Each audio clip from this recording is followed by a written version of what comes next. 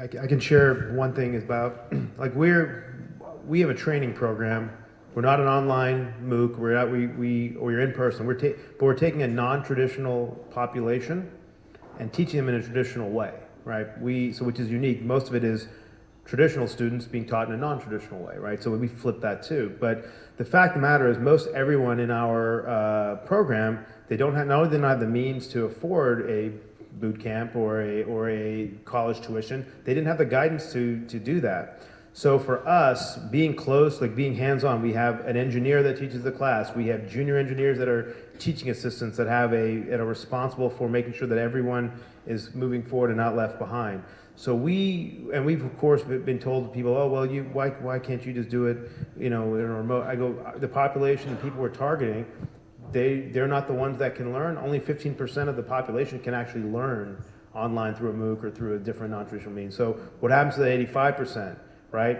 So for us, not only did we learn that there is tremendous talent out there, but after 6 months in our program, they can learn online.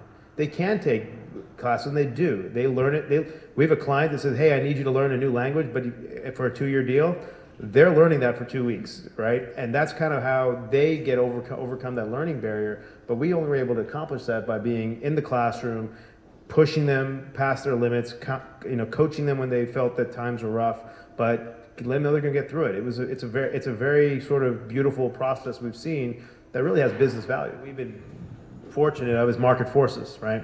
So in our situation, there is a shortage of tech workers. There is a decrease in the H-1B visas. There is there's a shortage of supply. You name it. Every market factor is in our favor right now.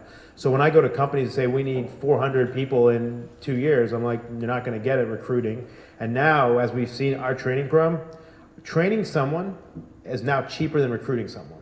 So that is flipped. That's new data that companies are now gravitating towards, because they're like, even if I find the 10 best engineers, they're all gone, or 8 of them are gone in less than 12 months.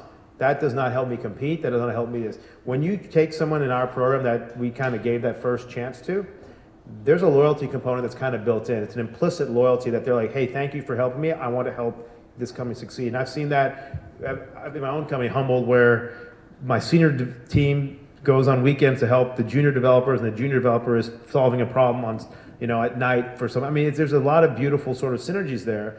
So in our situation, the broader conversation has been this inequality gap, this skills gap, this hiring of technology talent shortage, the declining success rates of college graduates. I mean, all these sort of things I'm like, hello, we've got a solution right here, and we've been doing that for 3 years, and so that's been helpful for us. So the broader conversation kind of came to us in our situation.